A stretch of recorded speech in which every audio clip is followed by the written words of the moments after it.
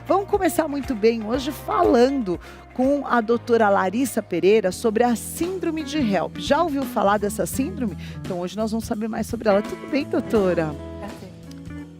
Boa tarde, seja bem-vinda aqui com a gente. Obrigada. Doutora, as mulheres brasileiras são ótimas mães, né? Que são umas leoas, né? Mas às vezes falta um pouquinho de orientação na gestação. Vamos falar um pouquinho dessa síndrome de HELP e como evitar a pré-eclâmpsia, que é essa pressão alta, né, durante a gestação. Seja bem-vinda. Obrigada. Bom, primeiramente, falar sobre a pré-eclâmpsia, ela é uma doença, uma patologia que ela pode ocorrer nas gestantes após 20 semanas de gestação. Pode cursar, né? Cursa com aumento da pressão arterial, uma pressão acima de 14/9, presença de proteína no exame de urina e pode ter lesão de órgão-alvos, que nós falamos, como o fígado, o rim. E como que ela vai perceber isso, né? Os sintomas que ela vai ter são uma dor de cabeça persistente, severa, que não passa, que não melhora. Às vezes ela vem junto com uma dor no estômago, e aquele inchaço que começa a aparecer repentinamente após 20 semanas de gestação, tanto dos pés como da face e das mãos. O inchaço é mais difícil, né? Porque às vezes a mulher pode estar inchada, mas não está na pré-eclâmpsia, né? Sim. Identificar. Aí o estômago também engana porque a mulher tem muita azia. Né, por conta dos hormônios. Então, essa dor de cabeça seria o efeito colateral, o sintoma mais claro que talvez essa pressão esteja alta. Tá grávida, tá com dor de cabeça, vai investigar. Sim, começa, né, dar uma olhada na pressão, ver o valor que essa pressão já pode ver em casa mesmo? Pode ver em casa. É indicado então que a grávida tenha um medidorzinho simples em casa de farmácia? Sim, não tem problema. E de preferência aquele que tem um manguito, que vai direto no braço. Melhor do que o de pulso? Melhor do que o de pulso. Tá. Ele é mais fidedigno, fica essa dica para as mulheres aí. E se a mamãe tiver com pré-eclâmpsia? Precisa se desesperar? Quais as preocupações e cuidados? Ela tem que... É um pré-natal de alto risco, que nós chamamos, né? E ela vai precisar de uma constância nos pré-natais, nas rotinas mais constantes. E seguir as orientações, né? Questão da dieta, uma alimentação hipossódica com menos sal, fazer os controles da pressão, que é muito importante, evitar de ver essa pressão arterial quando ela acabou de tomar café da manhã ou quando ela se movimentou, deitar, esperar uns 10 minutos para aferir, tomar as medicações corretamente e os fatores de risco também controlar, né? Como a questão da obesidade, a questão de diabetes mellitus-gestacional, se ela tiver também, para evitar que isso piore o agravamento da doença também, e ficar de olho nos sinais de alerta também, que podem sim também ter sinais visuais, como discotomas, que nós chamamos, que são pontinhos brancos ou alterações visuais, junto com a dor de cabeça intensa, são sinais de alarme sobre a pressão alterada. E quais os perigos da pré-eclâmpsia na grávida? Quais os riscos? Para a grávida, ela tem o risco de evoluir para uma convulsão, né? Dela ter um acidente vascular encefálico e de fazer um descolamento prematuro de placenta, né? Que leva ao parto prematuro também. E um quadro de insuficiência renal e hepática. Mas ele vai depois se estabelecer mesmo depois do parto? Depois do parto, a gente espera que tudo isso regrida. Esses são os sinais que podem evoluir durante a gestação. Tá. Então precisa ficar muito atento. Então a grávida precisa tomar muito cuidado com a ingestão de sal, açúcar, cafeína. Tudo isso vai interferir nessa pressão, né? Sim. E aquelas pacientes também que estão grávidas pela primeira vez, sim, ou que a mãe teve um histórico de pré-eclâmpsia, ou a gestação de gêmeos, trigêmeos, são gestações e pacientes novas também, com menos de 18 anos, ou com mais de 35 anos, elas têm um risco aumentado para desenvolver a pré-eclâmpsia. Ou muito novinha, ou aquelas que já passaram dos 35. Agora, o que é a síndrome de HELP, doutora? A síndrome de HELP, ela é uma complicação, ela é uma evolução da pré-eclâmpsia. Aí você trouxe aqui até um bebezinho. Sim, Com o isso. cordão umbilical?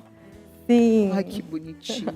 Aqui é a placenta? Isso, aqui é o saco, né? Ah, Que fica o tá. saco gestacional, Hum. que é a bolsa, né? Onde ele Ah, fica tá. envolto dos líquidos. E aí eu tirei ela só para fazer e mostrar melhor da questão da placenta, né? Tá. Porque a placenta, ela vai ficar fixada no útero e ela, através dela e do cordão, do que ela pega dos nutrientes da parede uterina do útero, é o que vai ocorrer a oxigenação e as trocas dos nutrientes, né? Entre feto e mãe. E É incrível isso, né? Como Deus é perfeito. Perfeito. Muitas coisas dão certo para dar certo. Muitas coisas podem acontecer. E o que é o desenvolvimento, né, da pré-eclâmpsia? É quando nós temos uma malformação dessa placenta. Quando ela vai misturar a questão dessa placenta com a nossa camada do útero da mãe, onde vão ocorrer as trocas, esses vasos deveriam ser calibrosos e eles não são. São de um calibre menor e isso faz com que tenha um aumento da resistência. E essa placenta passa a não funcionar da melhor forma e a faltar oxigênio. Com isso, ela libera toxinas que vão ser liberadas na corrente da mãe e fazem com que os vasos do nosso organismo todos se contraiam e tenham o aumento da pressão arterial. E fora a alimentação, esses cuidados, tem alguma outra prevenção para que a gravidez não chegue a esse ponto?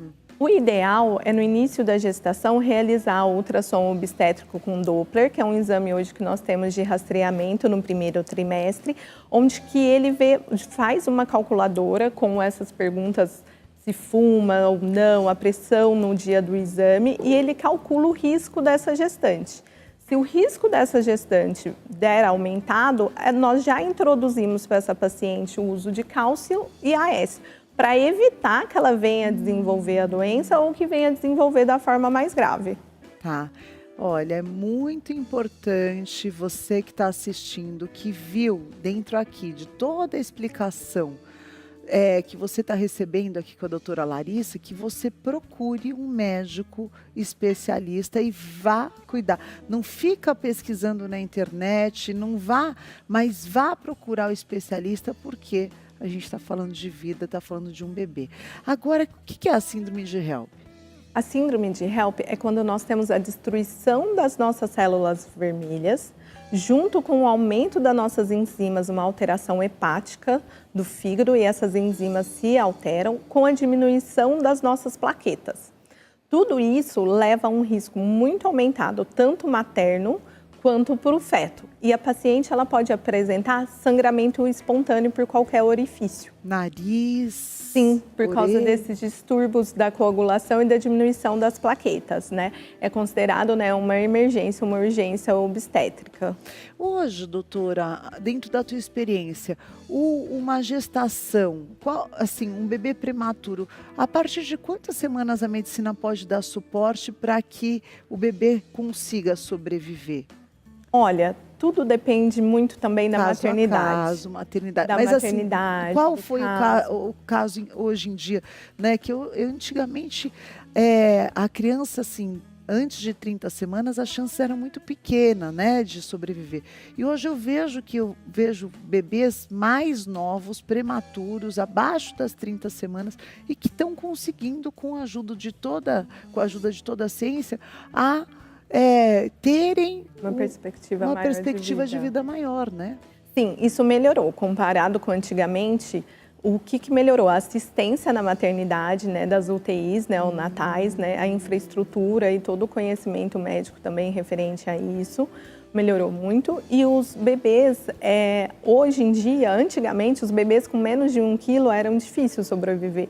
Hoje nós já temos relatos, dependendo da maternidade, do suporte, do aporte que tiver a instituição, de bebês que conseguem viver aí acima de 600, 700 gramas. Nós vemos bebês vitoriosos aí da prematuridade. E que isso é uma grande bênção. Então, às vezes, até num caso de pré-eclâmpsia, se você às vezes recebeu uma orientação médica, vai precisar ter o parto, né? O neném vai precisar nascer um pouquinho antes.